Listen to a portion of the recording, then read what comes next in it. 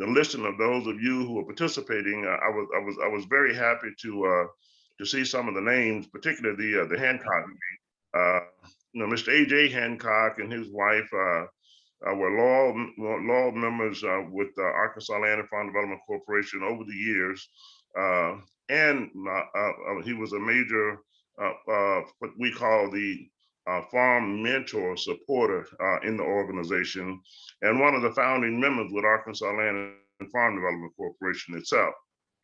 I also noticed Mr. Charlotte Williams is on. Mr. Williams, who previously served in the position that Mr. Pierce in, was a major supporter, and he went into semi-retirement.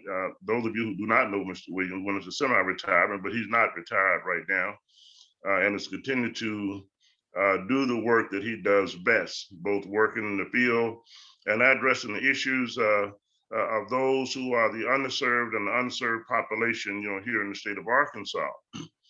And let me say also, those of you who were on and listening to the presentation and the prelude portion of this particular event, and the speech by Dr. Martin Luther King, I don't know if you listened to that very closely, but if you notice the number of times during his presentation, he mentioned, he gave the word hope.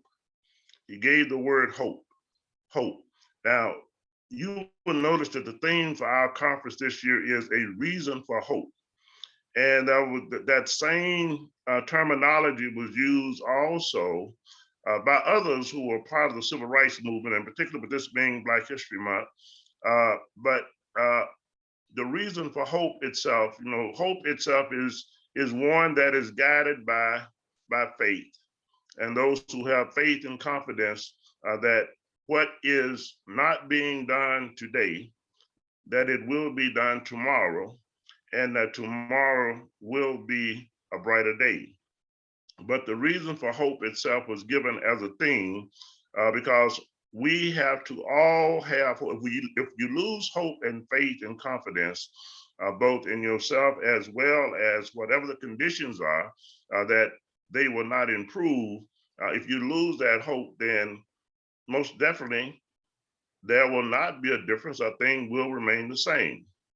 I want to also, give reference to, and we'll talk about this more in detail tomorrow. I noticed that Mr. Williams is on, Mr. Harvey Williams, and we'll talk more in detail about that tomorrow from a recognition perspective. But those who have been a part of the organization and been a part of that hope that brings us to where we are today as an organization, and where we've come from, in the past to get to the point as to where we are now, with the continuation of moving forward with that hope and with that faith and confidence that we will achieve and we will get the work done. Mr. Pierre gave reference also to the fact that there are things that are on the drawing table that have not fully materialized yet, even by way of NRCS. He gave reference to the drones and what drone initiatives represent in use of technology in agriculture and dealing with conservation type of program initiative. Well, we are engaged and involved now with a drone program, and hopefully we will be a part of that whole process as NRCS move forward and provide the type of support that will be necessary to make sure that the underserved community, and particularly the African American community and other farmers and landowners of color, receive the benefit of that type of technology and what it represents as far as agriculture and conservation program services. Conservation is very, very, very major in our society today, not just from the production agriculture perspective and the benefits that it has for farmers, but the benefits that it has for our society as a whole from an environmental perspective. And we know that the environment affects all of us. Any type of adverse situation that is occurring as a result of the environment, our environmental changes, and those practices that are being employed today by farmers are contributing factors to that.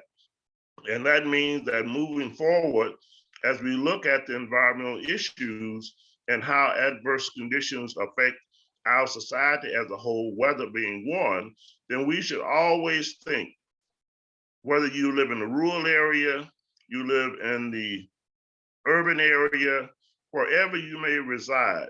But if you are living and you are breathing, then the environment itself affects you and everything, a lot of those things as it relates to conservation. Conservation itself touches the lives of all of us. You do not have to be a farmer. You do not have to be a landowner, but conservation affects the lives of all of us. So what farmers do and other type of practices that are being employed by Natural Resource and Conservation Services, those, whether they're ranchers, whether they're row crop producers, if they are timber producers, forestry, whatever area of work that is being engaged in as it relates to agriculture itself, and conservation practices has a role, then the role that conservation is playing and NRCS is playing is affecting you, myself, and everyone else, and those practices are very, very important. And I just want to emphasize that. Congratulations to the winner, for the oratorical contest today. I was off and back on for a while, having a little issues. I live in a rural area on connecting back in, but congratulations to Forest City Public School District for that participation in this year's event, and for the participation on the part of the student who had a very, very, very good oratorical narrative presentation that was presented, and we'll be sharing that in our upcoming publication of our newsletter. We're going to share that entire her entire speech. What she would have been presenting, what she had submitted as a participant in the oratorical competition.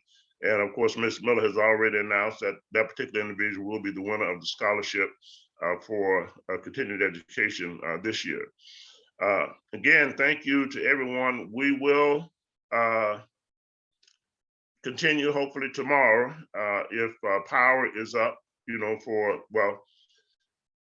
as I said, power is down at our office operation now, but we'll be continuing in the same manner as we are today with the tomorrow's event on our second day. And of course, tomorrow we have as our speakers, our guest speakers tomorrow, but we'll have speakers on the agenda tomorrow. Our opening morning speaker will be Dr. Dwayne Goldman with USDA. And also we will have Dr. Neal, who will be our luncheon speaker, who is also with USDA Rural Development. And we're looking forward to you being back tomorrow to listen to what they have to say. And of course, the equity and equality, of course, is a part of this administration now initiative. And Dr. Goldman will be talking in reference to where they are now, directions of the administration itself as far as equity and equality is concerned, and what the directions is by way of agencies and the newly formed commission itself. Dr. Neal will be talking about rural development from an economic development perspective, and all the resources that it has to offer as a part of USDA. And we'll also have USDA rural development participating from our local state perspective, along with Small Business Administration. Small Business Administration will be a part of the agenda, and they'll be talking about resources that exist now, and possibly some of the resources that will be coming forward in the future with that particular institution itself, and those things that they are doing and what they are doing in an attempt to address the issue of the underserved segments of our population and our communities from a small business perspective. That's both with loan dollars and grant dollars as well. I want you to also, if you take a look at the picture that has Arkansas Land and Community Development Corporation over on the side, that's just sort of a picture of our youth gatherings that we've had and at events, and some of the events we've had. We had a totally different type of presentation plan, Mr. Pierre. Our whole venue and what we had anticipated you would be seeing from our office operation today. Of course, that did not come to reality, but things are a little different as a result of that. But again, appreciate all of your participation, and I'm going to, at this point, turn it back over. One other thing, I want to express my appreciation also to all the staff, that's on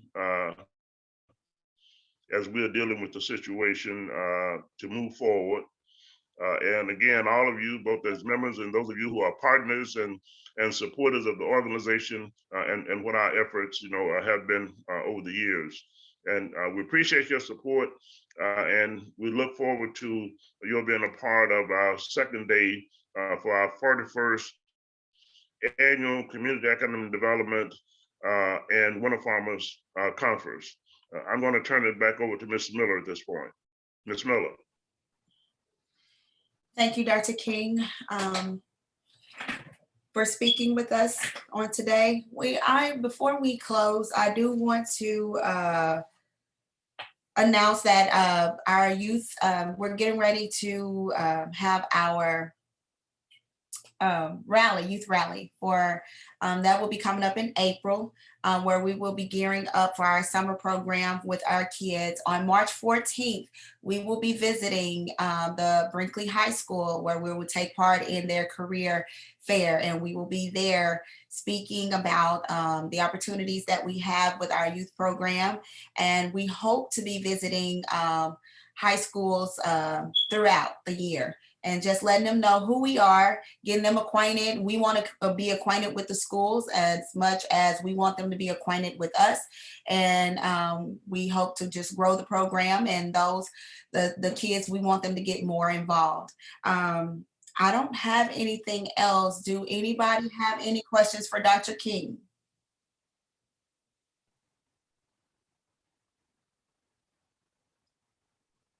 Okay. Do anybody have any questions about the youth program? It's from ages 13 to 18. The 13 to 15-year-olds, it's 2 parts. 13 to 15-year-olds will participate in a 2-week camp. And the 16 to 18-year-olds, they participate in a 6-week work experience with the organization. Miss Miller, Sylvia Brown, she has her hand up. Okay, Ms. Brown. Good morning. I had a question about where you all are targeting that work. I'm in Southwest Arkansas, Hope, Fulton area, Hempstead County. Okay, we are located right outside of Brinkley, Arkansas, in a little town called Fargo, Arkansas. So yeah, that's where we're located at. But we will hope to, if you would just get in contact with me, we would like to partner with you all and talk more, discuss, maybe we can come up with something. Ms. Brown, let me just mention, we do meetings all over the state of Arkansas, be it virtually. We were doing them more in person and having gatherings, but because of the pandemic, of course, it's been a little different for the past 2 years. But Hempstead County, that area, Magnolia, El Dorado, we're going to be in Louisville coming up. We'll be having a field meeting in Louisville. And in Louisville area, of course, our agenda itself, it covers both the youth initiative, what we're doing, as well as our farm outreach activities on conservation program opportunities, what exists from that, other resources that's offered by USDA and other public and private type of resources that's available, and how to access those resources, both in housing and business and rural business and community economic development, both grant programs. So Hempstead County is definitely, it's a part of our service area. And again, Louisville, we will be in Louisville next month. We'll be in Louisville next month. When we go in the field, normally we have more staff with us. Normally we only have 2 staff people or 3 staff people, and we set up to do it virtually. So those in your local community, they can participate without being in person if they have the technology to do so. What we do in that whole process, individuals, our communities, we can set the meetings up and have limited in-person participation. And of course, we ask that people wear masks, and hopefully everyone had received the vaccine that participated. And of course, that's their call. But we do come directly to the local areas. We have staff there. We do have the capacity to set up in the local area and have a virtual meeting, be it in a town hall, at a community facility, and let others who can participate and have, and we send all the links out. You know, we provide the links just as we have had for this event. We provide the links to the individual for that particular meeting setting for that community, and try to get to the greatest extent possible full participation on the part of the community as a whole. So we've been doing that ongoing, even during the pandemic process. You may have seen in some of our newsletters where we've had those meetings. And after this, the conference is over with, we'll be back on our regular schedule on a monthly basis with our field meetings. And in a number of cases, we'll be doing those even, multi meetings within the context of a month. Some in the field, some we will do them directly from our office operation itself back to a location that will be set up. And again, we had the capacity to do that. And also with the youth, we had some youth participation last year. And of course, it was done virtually, and we have some improvements to make, but it was done virtually. And those individuals are located, and Ms. Miller will correct me if I'm wrong. I think though the students was located in Magnolia area. Am I right, Ms. Miller? Yes, sir. Yes, sir. You're correct. Yeah, they were located and that was for our youth camp. So we had both those who were in person participating in the youth camp, and then we had those who were off-site who participated in the youth camp virtually. So most definite. We want to, our goal is to expand our partnership in our local communities with both the public sector, the private sector, and community leadership, our civic groups, as well. And we would love for you to be a part of that and a local supporter, in your area. But give us a call. We can schedule a meeting, work with you to have the meeting set up in your local area. Be it for youth. We try to have a full agenda on what we do and the resources there along with the youth program. But we'll be looking forward to it. Thanks for that overview, and I'm definitely on your email list, both personally and professionally, but we'll drop my personal email in a direct message to Ms. Miller here shortly on the Zoom so that you all can have that, and we can start to have an offline conversation. Thanks a bunch. We appreciate it. Thank you. Okay. If no one else, does anyone else have any questions? If no one else have any questions or any other comments that they would like to make? Good morning, Lashika. Good morning, Calvin. This is Rick with the U.S. Small Business Administration. It's nice to meet you all. I had a quick question to get some confirmation. I know I've been invited, thank you, to be one of the panelists. Am I presenting today or is that tomorrow? No, Richard, you'll be presenting tomorrow. You'll be presenting tomorrow on the second day. You're on with USDA rural development on that particular panel to talk about the available resources. Yeah, the available resources with SBA. I'm really looking forward to that. I've been reading some things, and when I'm able to see you all have possibly some new resources available and some interest in getting more delivery of services back out to that underserved population. Yes, so sir. I'll be looking forward to your presentation. Thank you so much.